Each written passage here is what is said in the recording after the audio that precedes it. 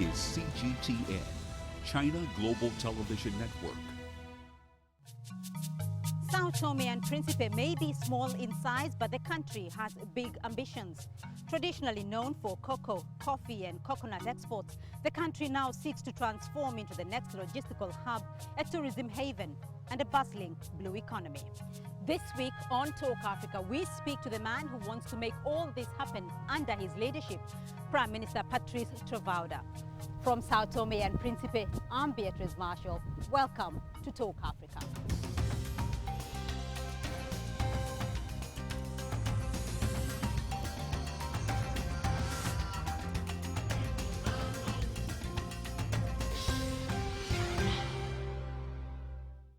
Before we begin our interview, let's find out more about Sao Tome and Principe and also get to know our guest, Prime Minister Patrice Trovoada.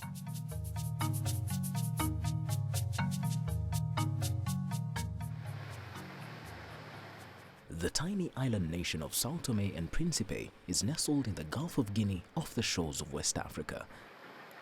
With just over 200,000 people, the country has the second smallest population on the continent, right after the Seychelles, which stands at about half that number. But what Sao Tome and Principe lacks in population, it makes up for in picturesque surroundings with its beautiful beaches and rainforests that give the country a unique edge in tourism potential. However, agriculture remains the country's primary economic activity. According to a United Nations 2014 estimate, about half of Sao Tome and Principe stands on arable land. This rich agricultural potential supports cocoa production in the island and accounts for 94% of its exports. But while the Atlantic Ocean surrounds the island nation, its fishing industry is still relatively underdeveloped. Having gained its independence from Portugal in 1975, Sao Tome's first Prime Minister, Miguel Trovoada, served from 1975 to 1978. Now his son, Patrice Trovoada, has taken up the mantle. Since 2014, Patrice Trovoada has embarked on an ambitious plan to grow the country's economy. Connectivity to the grid has since been increased to 90% of the island through rehabilitation of the Contador hydroelectric power plant. And through a growing partnership with China, the international airport of Sao Tome is undergoing an expansion as well as the development of a deepwater port, both projects being part of a bilateral economic cooperation plan. And while tourism currently contributes over 20% of the country's GDP, it is anticipated that these developments will help facilitate the country's tourism sector and improve the people's well-being.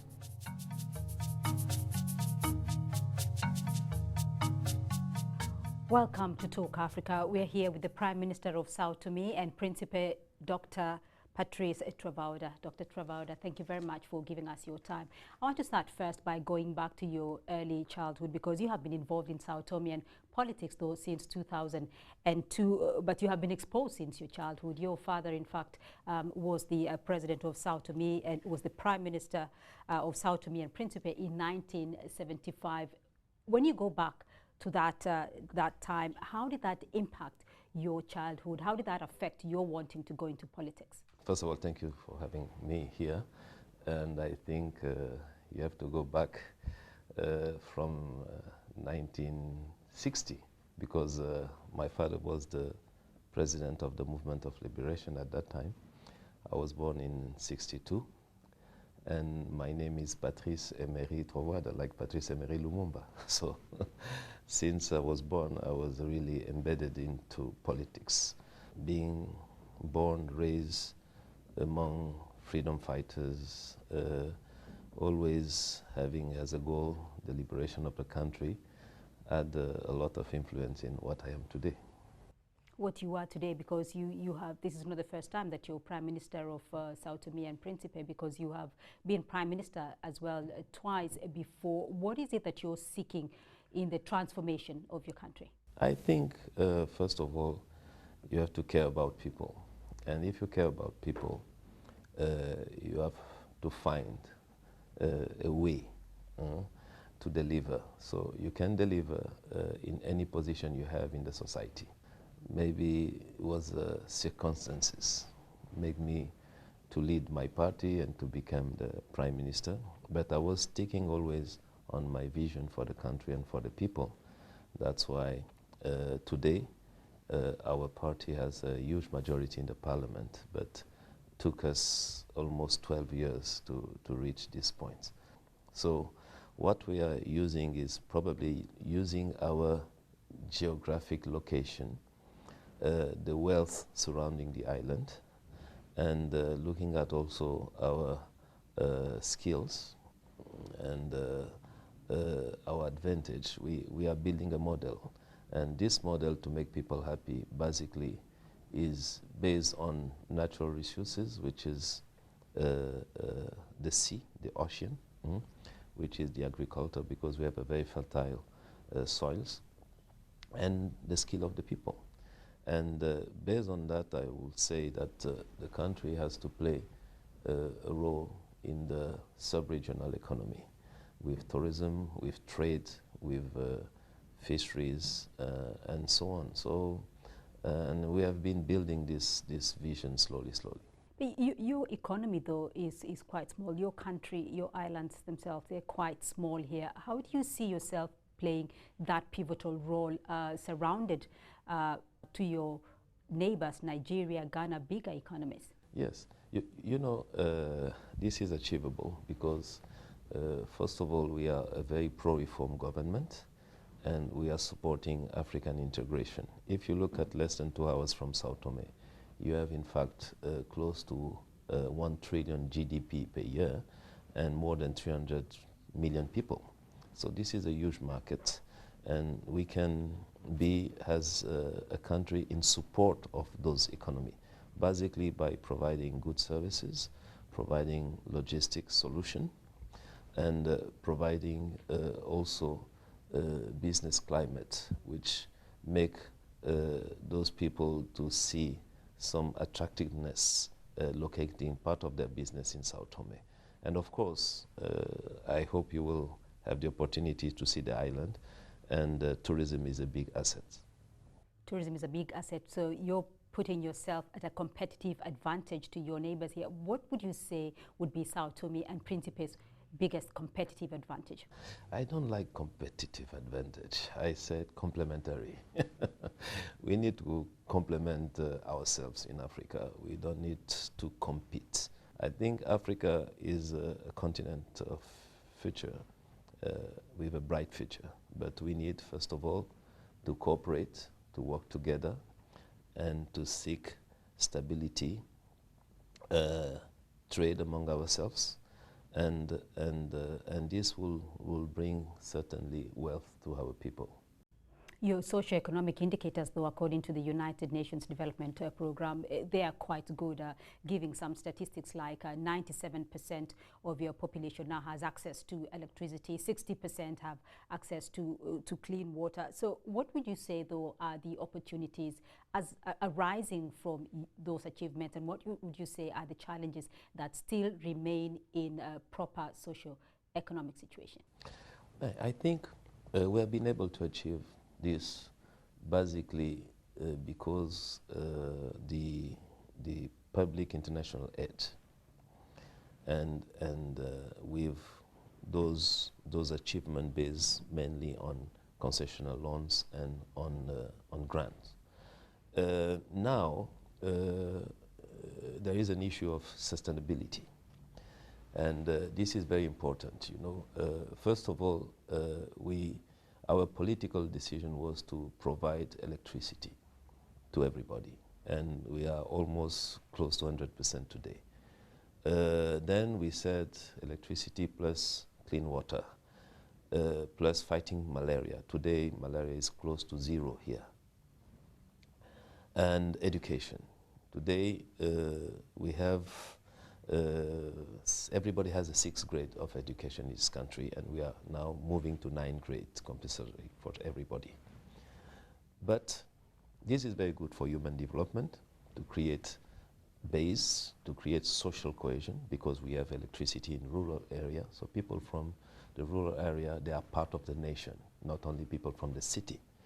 But then you have to sustain the social infrastructure, and you have to turn around the economy. And to have an economy based on production of wealth. And this is now the new challenge. But to get there is like chicken and eggs. You need, first of all, the basics, which is electricity, education, this and that. And now we can address turning around the economy for the private sector to enter and to create wealth through the entrepreneurship. So that's what we are trying to do. Of course, people will raise the issue of debt. And I can tell you that we are not thinking about debt, we are thinking about revenue. And this is very important. But if you look at the level of this debt stock compared to GDP, we are much, much better than most of the European countries. So we believe it's more, we need to put more focus on business climate, good projects, good revenue stream, and to be able to attract investors. And this is something achievable if we are looking at investors globally. And if we can promote the opportunity globally. So when you talk about you're trying to generate more revenue as opposed to looking at your debt situation, if somebody was to put money, even an investor were to put money in your country, what key sectors would you be recommending? What would you be proposing? I think there is two global sector for investors, which is the tourism and the fishery industry. You know, we have a huge stock of fish crossing our water, particularly tuna. So this is an opportunity, a global opportunity. That's why we have a lot of vessels from Europe and Asia fishing in our water. But we need to transform the catch onshore. This is very important to add value and provide job for our people. The second aspect is tourism. You know, today people are looking for a new destination, and definitively Sao Tome can be part of this global opportunity. Actually, in some of the agency, we are ranked one of the 10 best destinations in the world. So those two are opportunity for global investors. But we have also opportunity for those investors who are looking at ITC. You know, we have the cable. Once again, technology has no borders. Mm-hmm. And if you look at the technology, the ITC, and probably also due to our location, if you look at the space industry also, Sao Tome is really an opportunity for global investors. But then we want also to blend our entrepreneurs people with other people for medium-sized and small-sized industry. If you look at tourism, we can easily double the population of this country with tourists visiting the country. We have to feed them. So it's a huge market for agriculture. Agriculture, we can double the size of the market just because of tourism. So once again, we are very confident in the future of this country. In terms of growing business, though, and attracting investment for Africa, some of the issues that have been of concerns have been questions of transparency, questions of governance, of which your country is rated quite highly on the continent. So what kind of reforms do you have in place, though, that can attract and make it easier to do business on the island? You know, first of all, you need for yourself, you need peace and stability. And you cannot achieve peace and stability and social cohesion if there is no good governance, if you don't fight corruption, if the people, they don't have a certain level of trust regarding government. So I believe it's not only to attract foreign investors, it's not only to be compliant to some international organization or NGOs, it's for your people. We did, I think, two important reforms. One is the budget for the citizen. You know, our budget is very transparent. You can go on website and see the budget. And we are improving even the transparency in the budget. But building the budget, we are being able to sit with the people, with the local power, with the association, with the youth, with the elders, and then understand what really they need. Because, once again, sometimes when you go and you bring the administration close to the people, sometimes you can deliver even spending less money. The second aspect is the judiciary system. You know, justice is there to ensure peace inside the society. So we did a reform for the justice system to make sure that the society will remain in peace and with high level of credibility. And one of the aspects of the reform was to do the inspection of the judiciary system. And the inspection is conducted by a judge coming from abroad, which gives us also a signal to the international community that we are really transparent, we have nothing to hide. We know that in this global world, you cannot be on your own. It's interdependency. And you need also to offer to the people around you, to the foreigners, enough confidence in your system. We'll take a short break now, and when we come back, we'll continue our conversation with the Prime Minister of Sao Tome and Principe, Dr. Patrice Trovoada. Stay with us.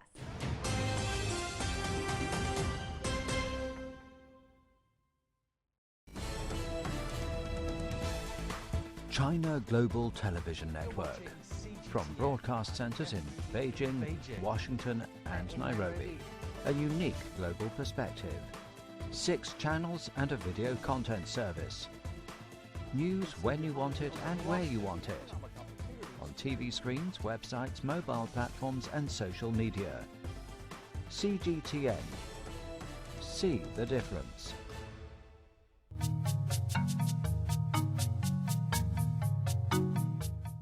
I want to go to your relations, Sao Tome and Principe relations with China, because in 2016 you re-established diplomatic ties with China. First, what informed your decision?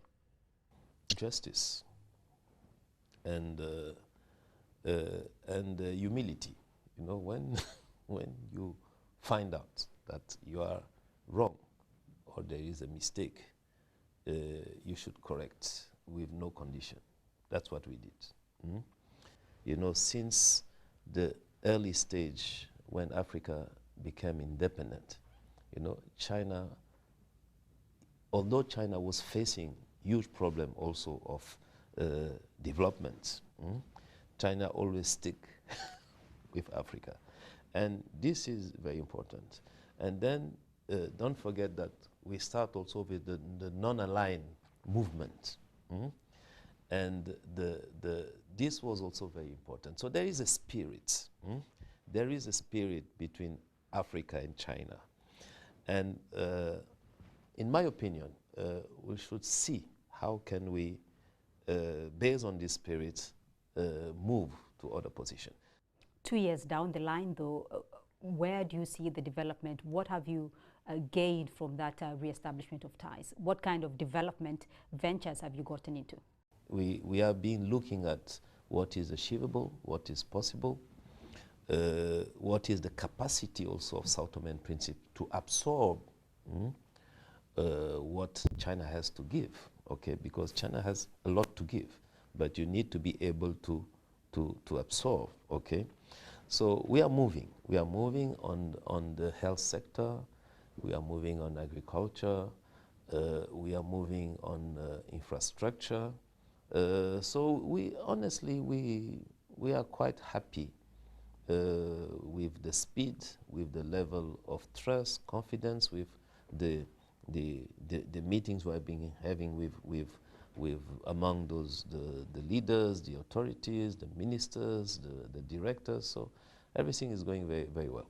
So Foreign Minister Wang Yi was in your country in January of this year, and he did talk about how to make the curve overtaking in bilateral cooperation between Sao Tome and Principe and China. So how can this be achieved, and in what sectors would you be looking for further assistance in that area? China is helping building infrastructure in Africa since Johannesburg Forum. China has been definitively supporting infrastructure in Africa, connectivity in Africa. But we are an island, and island is very specific. So we need to find really the type of infrastructure will serve not only Sao Tome, but also Africa integration and the trade also between Africa and China. And we are working on it. This is, I think, a new challenge in our agenda for cooperation. But of course, it's not only about infrastructure. We are sharing views on the international policy, reform on Security Council, global governance. So there's many aspects where China and Sao Tome and Principe, we are coming together. What is your view regarding China's growing footprint on the continent? Because China has overtaken, Western countries as Africa's largest trading partner now since 2009. What is your view on that growing partnership? No, I think now maybe China has to help Africa for diversification of the economy. China did a lot in terms of infrastructure. Of course, we will continue to count on China's support, but we need also to look at diversification, because Africa will be very soon a 2 billion plus market, and we cannot continue to be only importing goods.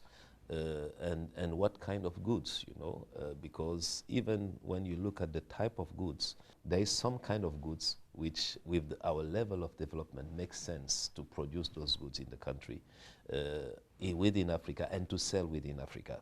So I believe when you look at the cycle of development of China maybe will compete in certain markets, but in other markets there is less competition, and maybe they can help to diversification.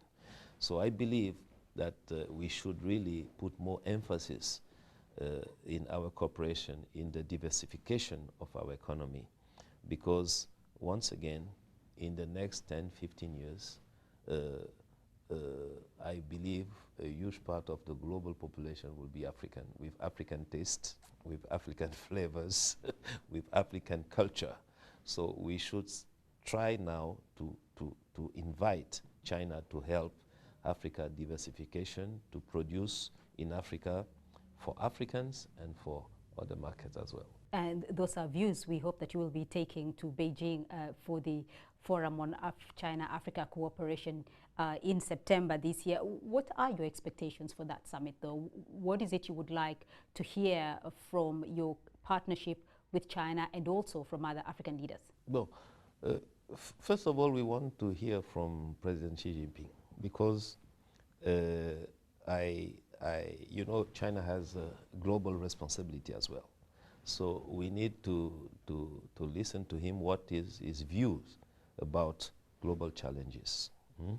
Then we share as African what we think we should do, and because it's a partnership, so what we should do to support China and what China should do to support Africa. Leaders, politicians, we should work to make sure that we can ensure stability in Africa. This is the first point. The second aspect I believe we should discuss with China is how can we improve the global governance. Today the world is a little bit in trouble, and this we have to pay attention to this.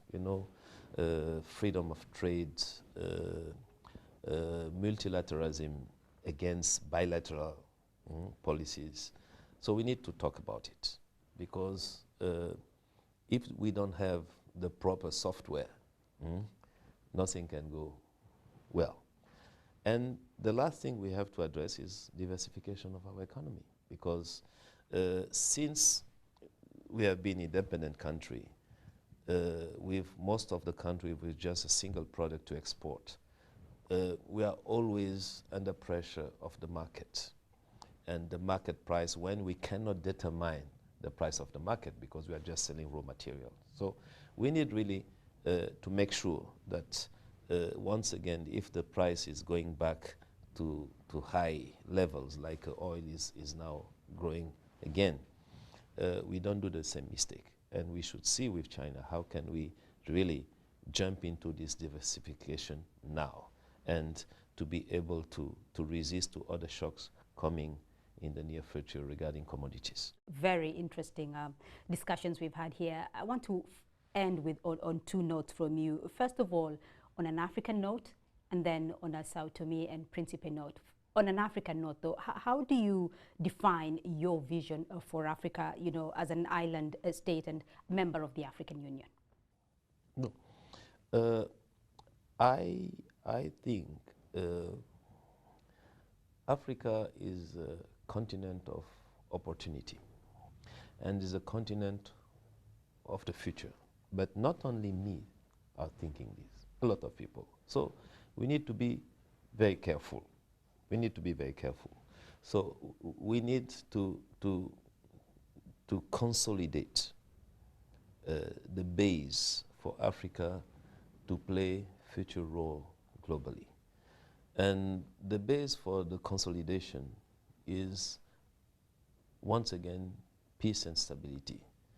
And using a huge dividend, which is the youth and the environment, you know. Those two huge dividends, we have to manage those two very carefully. You know, if you look at the food security globally, where you can grow food is Africa, once again. But we have to protect the environment. We have to protect the market. If you look at the sustainability, even of the social welfare, you need youth. But those youth, they need to find jobs. They need to create value. And Sao Tome and Principe, we should really get closer and closer with our brothers surrounding the country. Once again, not in the perspective of competition, but to complement what they are doing, because the size of the population allow us to have a high level of education. The quality of our democracy allow us also to be a very speedy reform government. So the capacity to adapt our system, our rules, even the local industry to the change are much higher than the other countries. So this is like a tool who can be used by any other stakeholder in the continent to work with us. So Sao Tome can play a role supporting and working together with our other brothers in Africa. And that's why we believe that if the people they understand right what we want to do, they will be supportive, because we want them to be part of the development of Sao Tome and Principe. And that's all we have time for this week on Talk Africa, but you can continue this conversation with us through Facebook, YouTube and Twitter. And do join us again next week for more Talk Africa. From Sao Tome and Principe, I'm Beatrice Marshall. Goodbye. Thank you. Thank you. Such a pleasure. Me too.